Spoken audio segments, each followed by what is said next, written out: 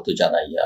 5 আগস্টের পরিবর্তনের পরে, ছাত্র জনতার অভ্যুত্থানের পরে বাংলাদেশ এক নতুন পরিবর্তনের সন্ধিক্ষণে, এবং সেই সন্ধিক্ষণে আছে দেশের অন্যতম বৃহত্তম রাজনৈতিক দল বাংলাদেশ জাতীয়তাবাদী দল বিএনপি, যারা অতীতে ক্ষমতায় ছিল বেশ কয়েকবার, এবং সাধারণভাবে ধারণা যেটি অবাধ সুষ্ঠু নির্বাচন হলে বিপুল সংখ্যাগরিষ্ঠতা নিয়ে তারাই ক্ষমতায় আসবে। ভোটের আগে কিছুই বলা যায় না, তারপরও এটা একটা পারসেপশন, এবং পলিটিক্স এর পারসেপশন ম্যাটার করে।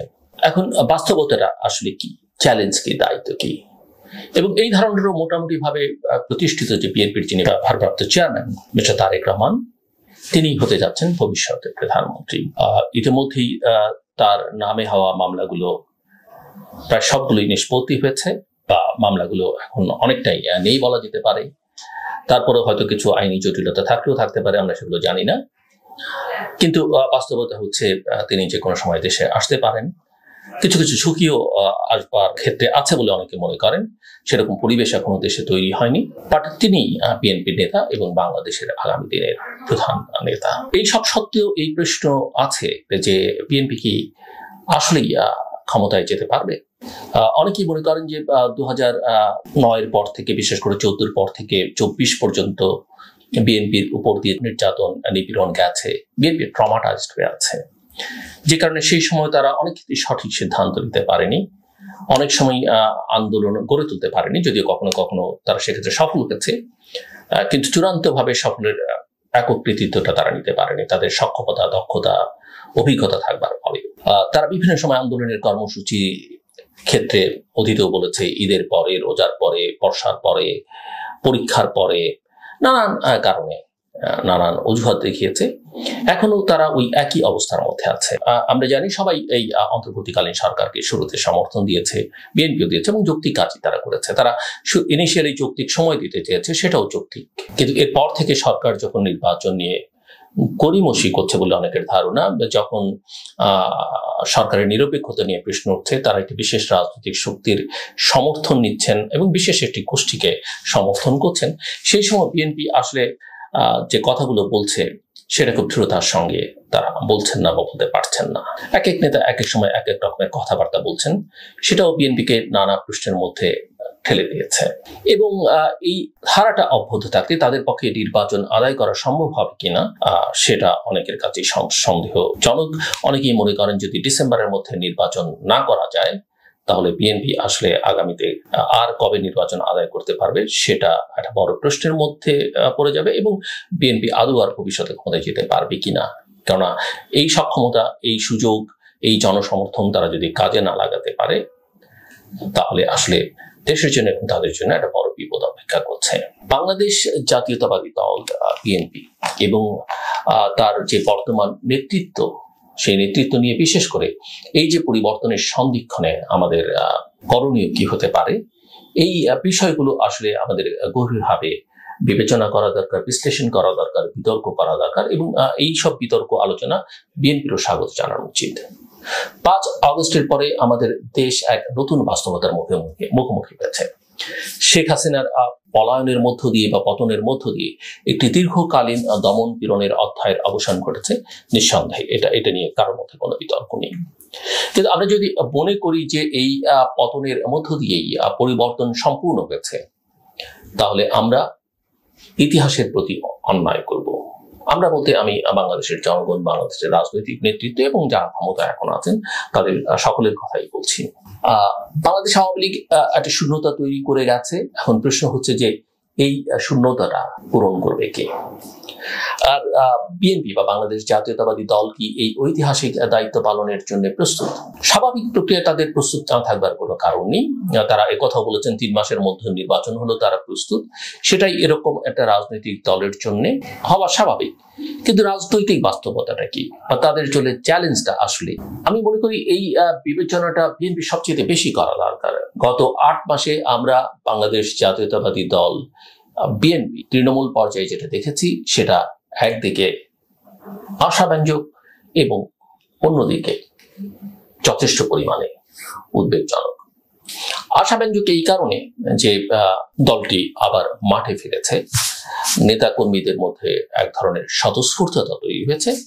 কিন্তু উদ্বেগজনক এই কারণে যে পুরনো সেই দখলবাজি চাঁদাবাজির অভিযোগ তাদের বিরুদ্ধে, সবটা যে সত্যি সেটা হয়তো আমি বলবো না, এর মধ্যে প্রোপাগান্ডা আছে, কিন্তু একেবারে সবটাই যে অমূলক ভিত্তিহীন অভিযোগ সেটাও কিন্তু বলা যাবে না। এবং সে কারণে দলের পক্ষ থেকে তাদের যাদের বিরুদ্ধে অভিযোগ পাওয়া গেছে তাদের বিরুদ্ধে ব্যবস্থাও নেওয়া হচ্ছে। এর মধ্যে আমরা দলীয় কোন্দল দেখছি, সহিংস এক ধরনের প্রতিযোগিতাও কিন্তু আমরা মাথাচাড়া দিয়ে উঠছে বলে দলটির ভেতরে দেখতে পেয়েছি, যেটা আমি মনে করি অত্যন্ত উদ্বেগজনক। দেশের বিভিন্ন প্রান্তে, সেটা চট্টগ্রাম, চাঁদপুর, কুষ্টিয়া, নারায়ণগঞ্জ, নানা জায়গায় আমরা দেখেছি বিএনপি সংশ্লিষ্ট, অর্থাৎ বাংলাদেশ জাতীয়তাবাদী দল বিএনপি সংশ্লিষ্ট গ্রুপের মধ্যে সংঘর্ষে প্রাণহানির ঘটনা। বলা যেতে পারে যে আওয়ামী লীগের শেষ দিককার সেই অনৈতিক শাসনের ছায়া ফিরে আসছে, এবং আওয়ামী লীগকে আমরা এই বিরোধের মধ্যে, অভ্যন্তরীণ বিরোধের মধ্যে, এই পারস্পরিক বিদ্বেষ হানাহানির মধ্যে নিজেদের মধ্যে জড়িয়ে পড়তে দেখেছি। এবং এটাই যদি শুরু হয় বিএনপির জন্য বা আমাদের, তাহলে আসলে ভবিষ্যৎ কোথায় দাঁড়াবে এই প্রশ্ন তোলা অসঙ্গত নয়। মিস্টার তারেক রহমানের অবস্থান এবং অনেকের কাছে সেখানে দ্বৈত সংকেত রয়েছে। একথা ঠিক যে সবাই বলছেন যে গত বেশ কয়েক মাস বা বলা যেতে পারে অভ্যুত্থানের বেশ কিছু আগে থেকেই মিস্টার তারেক রহমান যেসব বক্তৃতা দিচ্ছেন, যে সব সিদ্ধান্ত নিচ্ছেন, সেগুলো সকলের কাছে প্রশংসনীয় হচ্ছে। তার সম্পর্কে আগে এক ধরনের পারসেপশন অনেকের মধ্যে ছিল, রাইট রং আমি সেই বিতর্কে যাচ্ছি না, কিন্তু তিনি অত্যন্ত ম্যাচুরিটির সঙ্গে তার এই দলকে পরিচালনা করছেন। এবং একথাও ঠিক যে দলের অভ্যন্তরীণ সংকট, জটিলতা, বিরোধ এগুলো সামলানো একটু দুষ্কর তার জন্য। এবং আশার কথা হচ্ছে যে তিনি, বোঝা যাচ্ছে যে তিনি তার দলের এবং দেশের অবস্থাটা অনুধাবন করতে পারছেন, বুঝতে পারছেন। এটা একটা পজিটিভ দিক, এবং এই পজিটিভের দিকটা কারণেই অনেকে মনে করেন যে ভবিষ্যৎ নেতা হিসেবে দেশের তার সামনে দুটো চিত্র। একটা হচ্ছে ইতিহাসে তিনি নাম লেখাতে পারবেন, দেশটাকে অনেক দূর নিয়ে যেতে পারবেন। আরেকটা হচ্ছে যদি তিনি এক্ষেত্রে ব্যর্থ হন, তিনি তার দল এবং দেশ জনবিপর্যয়ের মধ্যে পড়বে। এবং এখানেই আসলে তার প্র্যাগম্যাটিক যে লিডারশিপ সেটার প্রয়োজন, সেটা সবাই প্রত্যাশা করে। এবং আমরা জানি যে দলটির ভারপ্রাপ্ত চেয়ারম্যান মিস্টার তারেক রহমান সরাসরি মাঠে নেই, কিন্তু তিনি দল পরিচালনা করছেন। তিনি একেবারে তৃণমূল পর্যায় পর্যন্ত যোগাযোগ রাখছেন, পুরো দল তার কন্ট্রোলে। কিন্তু সেটা নিয়েও অনেকের মধ্যেই প্রশ্ন আছে, এবং সে প্রশ্ন তাকে, তিনি বাংলাদেশকে যে জায়গায় নিয়ে যেতে পারবেন বলে অনেকে ধারণা করছেন, এবং যে জায়গায় নিয়ে যাওয়া উচিত এবং তার যে নেতৃত্ব বাংলাদেশ প্রত্যাশা করে, সেখানে আসলে দলের ওই জায়গা থেকে তাকে আরো অনেক উপরে নিয়ে যেতে হবে। এই ছোট ছোট বিষয় তার আসলে নিয়ন্ত্রণ করবার দরকার নেই। দলের ভেতরে যদি গণতন্ত্র থাকে, তিনি যদি দলের র্যাঙ্ক এন্ড ফাইলটা ঠিক করে দিতে পারেন, চেইন অফ কমান্ডটা ঠিক করে দিতে পারেন, তাহলে আসলে তিনি দলের থেকে দেশ নিয়ে বেশি ভাবতে পারবেন, এবং যে ভূ রাজনৈতিক, ভূ অর্থনৈতিক বাস্তবতা আছে, বৈশ্বিক বাস্তবতা আছে, সেটা উপলব্ধি করে দেশকে এবং তার দলকে একটা সঠিক ডিরেকশনে নিয়ে যেতে পারবেন। না হলে এই দলের ছোট ছোট জেলা পর্যায়ে, উপজেলা পর্যায়ে এই সামগ্রিক দিক নিয়ে ভাবতে গেলে তার পক্ষে সেটা সম্ভব না। কিন্তু এই কথা, তার একটা শক্তির জায়গা হচ্ছে যে বাংলাদেশের বাস্তবতায় যে যত বড় শক্তিবানই হোক না কেন, তাদের পক্ষে এই দলকে করায়ত্ত করা সম্ভব নয়। দলের নিয়ন্ত্রণ, কারো কারো ভাষায় মালিকানা, এটা তারই থাকবে। এবং তার দলের প্রেসিডেন্ট জিয়াউর রহমানের একটা ইতিহাস আছে, যেটাকে তিনি কাজে লাগাবার সুযোগ পাচ্ছেন। বেগম জি এখনো জীবিত আছেন, দলের চেয়ারপারসন, তার ইমেজ, দলের মহাসচিবের একটা খুবই ডিসেন্ট ইমেজ রয়েছে সোসাইটিতে, রাষ্ট্রে, বিদেশিদের কাছে। এগুলো তার জন্য অত্যন্ত বড় অ্যাসেট। এবং তার নিজের যে তারুণ্য, তার নিজের যে শক্তি, এবং একেবারে অল্প বয়স থেকে দল, রাজনীতি এগুলো বোঝার যে সক্ষমতা তার মধ্যে তৈরি হচ্ছে, এগুলো তিনি কাজে লাগাতে পারবেন। মিস্টার তারেক বলছেন যে বিপদগামীদের সহ্য করা হবে না, দলের ভেতরকার বিপদগামীদের তিনি সহ্য করবেন না। কিন্তু কোনো কোনো ক্ষেত্রে তিনি অ্যাকশন নিয়েছেন, দৃশ্যমান এবং অদৃশ্য অ্যাকশনের কথাও আমরা নানা মাধ্যমে শুনেছি। তিনি বলছেন যে যারা দলের ভাবমূর্তি নষ্ট করছে তাদের চিহ্নিত করে আইনি ব্যবস্থা নেওয়া হবে। এই সব বক্তব্য এবং কিছু কিছু অ্যাকশন অনেকের মধ্যেই আশা জাগিয়েছে, এবং এই বক্তব্যকে আমরা সাধুবাদ জানাই। আমাদের আমরা যারা সাংবাদিকতার সঙ্গে বা গবেষণা প্রতিষ্ঠানের সঙ্গে যুক্ত, আমাদের কাজ হচ্ছে ক্রিটিক করা, কিন্তু কখনো কখনো যদি সাধুবাদ জানাতে হয় সেটাও আমরা জানাতে কুণ্ঠাবোধ করা উচিত নয়। কিন্তু আমরা আশা করবো যে দলগুলো যেন সাধুবাদের প্রত্যাশা না করেন, তারা আমাদের কাছ থেকে বেশি বেশি ক্রিটিক আশা করেন, সমালোচনা আশা করেন। এখন যেটা প্রশ্ন, যে যদি তারেক রহমানের বক্তব্য প্রতিফলন মাঠে না দেখা যায়, তাহলে এই বক্তব্য জনসাধারণের কাছে কেবল কথার ফুলঝুরি হিসেবেই প্রতিভাত হবে।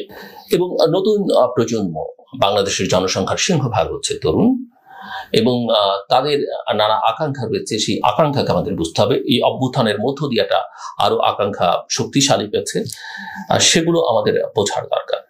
আজকের তরুণ সমাজের একটা অংশ তো বটেই, এবং অনেকে হয়তো প্রশ্ন তুলছেন বা তুলবেন যে বিএনপি কি কেবল ক্ষমতা ফিরে পেতে চায়, নাকি তারা সত্যিকার অর্থেই একটি গণতান্ত্রিক, দায়বদ্ধ এবং অংশগ্রহণমূলক রাষ্ট্র ব্যবস্থা গড়তে চায়। এইসব প্রশ্ন দলটির জন্য ভালো যদি তারা ইতিবাচকভাবে গ্রহণ করেন এবং সেভাবেই নিজেদেরকে তৈরি করেন, সেভাবেই জন আকাঙ্ক্ষার জবাব দেন বা তাদের দায়বদ্ধতা প্রমাণ করেন। এই যে তরুণ প্রজন্মের কথা বলছি, এই তরুণ প্রজন্ম 2001 থেকে 6 সালে বিএনপি সরকারকে চেনে না। তারা তার পেছনের প্রেসিডেন্ট জিয়ার ইতিহাস জানে না, সেই শাসনামল দেখেনি, এবং তারা শেখ হাসিনার আমলটাকেও আসলে আর বিবেচনায় নিতে চায় না, সামনে দেখাতে চায়। তারা চায় ভবিষ্যৎ যেখানে মানুষ কথা বলতে পারবে, ভোট দিতে পারবে এবং বিচার পাবে, এবং শেখ হাসিনার শাসনামল তাদের মধ্যে এই আকাঙ্ক্ষাটাকে আরো প্রবল করে তুলে দিয়ে গেছে। এই প্রজন্ম, এই যে তরুণ প্রজন্মের কথা বলছি, এই প্রজন্ম আমার আপনার ঘোষণা শুনতে চায় না, তারা আমার আপনার কাছ থেকে কাজ দেখতে চায়। এই যে সংস্কারের দাবি, এই সংস্কার কেবল কথার কথাই বাংলাদেশে, এটা প্র্যাকটিক্যালি বিএনপি কথা ভালোভাবে বলতে পারছে না যে তারা অতীতে অনেক সংস্কার করেছে, অন্য যে দলগুলো ক্ষমতায় ছিল তাদের চেয়ে বেশি। কিন্তু 2007-08 সংস্কার কেবল কথার কথা ছিল, এখনো সংস্কার কথার কথা। অনেক সংস্কার নিয়ে কমিশন হয়েছে, ঐকমত্য কমিশন হয়েছে, কিন্তু অনেক সংস্কার যেগুলো করবার জন্য কোনো ঐকমত্যই দরকার পড়তো না, যেগুলো করবার জন্য কোনো রাজনৈতিক দল করলে আপত্তি করতো না, সেই সংস্কারগুলো কিন্তু আমরা দেখিনি। কিন্তু সংস্কারের একটা আকাঙ্ক্ষা আবারও তৈরি হয়েছে মানুষের মধ্যে, প্রতিষ্ঠানগুলোকে গড়ে তোলা, প্রতিষ্ঠানগুলোকে শক্তিশালী করবার একটা আকাঙ্ক্ষা তৈরি হয়েছে। তাই আমি কিছু স্পষ্ট এবং গুরুত্বপূর্ণ পরামর্শ রাখতে চাই, যেটা না হলে বাংলাদেশ জাতীয়তাবাদী দল বিএনপির জন্য ভবিষ্যৎ অনিশ্চিত হয়ে উঠতে পারে। আমি মনে করি তাদের খুব জোরালোভাবে এখনই নির্বাচনের দাবির বিষয়ে সোচ্চার হওয়া দরকার। নির্বাচনী গণতন্ত্র নয়, কিন্তু গণতন্ত্রের একটা প্রাথমিক ন্যূনতম পূর্ব শর্ত। দলটির অভ্যন্তরীণ শৃঙ্খলা ফিরিয়ে আনতে হবে অবিলম্বে। চাঁদাবাজ, দখলদার রাজনৈতিক ব্যবসায়ী, তাদের চিহ্নিত করে দল থেকে বের করে দেয়া, নিদেন পক্ষে তাদের বিরুদ্ধে শাস্তিমূলক ব্যবস্থা নিতে হবে, এবং জনগণ দেখুক যে বিএনপি আসলে বদলেছে। জনগণ বাংলাদেশটিকে বদলে যেতে দেখতেছে, এবং সেখানে বিএনপির মতো একটা দল যারা আগামী দিনে ক্ষমতায় যাবে আশা করছে, তাদেরকেও বদলে যেতে দেখতে চায়। প্রশাসনে অনুপ্রবেশ বন্ধ করতে হবে। কে কাকে প্রমোশন দেবে, কে কোন টেন্ডার পাবে, এসব প্রশ্ন যদি এখনই উকি দেয়, তাহলে মানুষ বলবে পুরনো চাল ভাতে পারে না। কাজে এইসব বিষয়ে বিএনপির বিরুদ্ধে যে অভিযোগ, আরো অন্যান্য রাজনৈতিক দল সম্পর্কে আছে, আমি তাদের কথা নিয়ে কথা বললাম না, সেই জায়গায় বিএনপিকে আসলে নিবৃত্ত করতে হবে এবং এইসব অভিযোগ থেকে নিজেকে মুক্ত করতে হবে। দলের গঠনতন্ত্রে সংস্কার আনতে হবে। চূড়ান্ত ক্ষমতা কোনো ব্যক্তি বিশেষ, কোনো গোষ্ঠীর হাতে আছে, এই ধারণা পাল্টাতে হবে। দলের নীতি নির্ধারণে যেন পরামর্শ, বিতর্ক এবং গণতন্ত্রের চর্চা হয়, এবং সেটা যদি হয় তাহলে দলের যিনি প্রধান নেতা বা দেশের যিনি প্রধান নেতা হবেন, তিনি আসলে দেশটাকে, পৃথিবীটাকে বড়ভাবে দেখতে পাবেন, এবং তার পক্ষে আরো অনেক বড় কাজ করা সহজ হবে। আর্থিক স্বচ্ছতা আনতে হবে, এবং বিএনপি যদি জনতার স্বার্থে রাজনীতি করে, তাহলে সেই অর্থ কোত্থেকে আসছে, কিভাবে ব্যবহৃত হচ্ছে, সেটা জানবার একটা অধিকার জনগণের রয়েছে। এগুলো নিয়ে প্রশ্ন যেন কেউ তুলতে না পারে। একদিনই হবে, 1 মাসে, 1 বছরে, 2 বছর হবে, সেটা বলছি না, কিন্তু ধীরে ধীরে এই জায়গায় বিএনপিকে আসলে যেতে হবে। ছাত্র রাজনীতিতে মূল্যবোধ ফিরিয়ে আনতে হবে। তাদের যে ছাত্র সংগঠনগুলো আছে, ক্যাম্পাসে অতীতের মতো আধিপত্য নয়, সেখানে নেতৃত্ব গঠনের একটা চর্চা, বিশেষ করে তরুণদের সঙ্গে তাদের সংযোগকে স্থাপন করতে হবে, কারণ তরুণরাই ভবিষ্যৎ, এবং এই তরুণদের সঙ্গে সংযোগকে স্থাপিত হবে তাদের ছাত্র সংগঠনের মধ্যে। মিস্টার তারেক রহমানের উদ্দেশ্যে, চেয়ারম্যানের উদ্দেশ্যে আমি কিছু কথা এর আগেই বলেছি, এবং আমি বলবো যে তার নেতৃত্ব এখন একটা পরীক্ষার মুখোমুখি। তিনি বাংলাদেশকে, তার সামনে অসীম সম্ভাবনা, একই সঙ্গে বিপর্যয়ের মধ্যে তিনি পড়ে যেতে পারেন, এবং তার নেতৃত্ব তখন প্রশ্নের মধ্যে উঠতে পারে যে দল এবং দেশ বিপর্যয়ের মধ্যে পড়ে যেতে পারে। তিনি কি পারিবারিক উত্তরাধিকার টিকিয়ে রাখবেন কিনা, সেটা একটা বড় প্রশ্ন অনেকের মধ্যেই। নাকি জনগণের অংশীদারিতে একটি নতুন রাজনীতির সূচনা করবেন। তার কিছু অঙ্গীকার আমরা দেখতে পাই, এবং তিনি সেগুলোর পুনরাবৃত্তি করছেন। সেখানে একটা আশা সঞ্চার হয়েছে মানুষের মধ্যে। এবং মিস্টার রহমান বলছেন যে ভবিষ্যতে কেউ টানা 2 মেয়াদ ক্ষমতায় থাকতে পারবে না, এবং সেটা তাদের 31 দফার মধ্যে আছে। এবং তিনি বলছেন যে মত প্রকাশের স্বাধীনতা থাকবে। এগুলো খুবই আশার কথা, কিন্তু ওই যে অতীতে রাজনৈতিক দলগুলো অনেক অঙ্গীকার করেছে, রক্ষা করেনি, সেই কারণে মানুষের মধ্যে সংশয় আছে। এবং সে কারণেই কথা বলতে চাই যে এখন সময় এসেছে সেই অঙ্গীকার দলীয় কাঠামোতে বাস্তবায়ন করবার। প্রথম পরিবর্তনটা হোক দলের গঠনতন্ত্রের, প্রথম দৃষ্টান্ত হোক মিস্টার রহমানের সিদ্ধান্তে, এবং সেটা যদি তিনি করতে পারেন, আমি ওই যে বারবার বলছি যে ইতিহাসে তিনি নাম লেখাতে পারবেন। এখন নামটা কিভাবে থাকবে সেটা তার উপরে অনেকখানি নির্ভর করবে। অবশ্যই তার সহযোগিতা মিস্টার রহমানের জন্য প্রয়োজন হবে। আমি যে কথা বলে শেষ করতে চাই, অতীত আমি বলেছি, ভবিষ্যতেও হয়তো এই বিষয়ে আরো বিস্তারিত বলবো, যে বিএনপি যদি এই ঐতিহাসিক সময়ে সাহসী, সংস্কারমুখী এবং তরুণ নেতৃত্ববান দল হয়ে উঠতে পারে, এবং শিক্ষিত দক্ষ মানুষের দল হতে পারে, এবং সাধারণ মানুষের সঙ্গে সংযোগটা স্থাপন করতে পারে, তাহলেই সে আওয়ামী লীগের যে শূন্য স্থান, আমি শূন্য স্থান এই অর্থে বলছি যে ওই দলটিরও একটা সমর্থক গোষ্ঠী আছে কিন্তু তাদের কোনো দল নেই, নেতৃত্ব নেই, সেই জায়গাটা পূরণ করতে পারে। আর বিএনপির সমর্থক গোষ্ঠী, তার যে কনস্টিটিউয়েন্সি, সেটা তো আছেই। নয়তো ইতিহাসে বিএনপিকেও লেখা হবে, বিএনপিকে দেখা হবে আরেকটি হারানোর সম্ভাবনা হিসেবে। সেটা গণতন্ত্রের জন্য, দেশের জন্য কল্যাণকর নয়, দলের জন্য বা দলের নেতৃত্বের জন্য তো নয়। আমার সঙ্গে থাকবার জন্য, আমার কথা শুনবার জন্য আপনাদের ধন্যবাদ। জয় হোক গণতন্ত্রের, জয় হোক বাংলাদেশের জনগণের।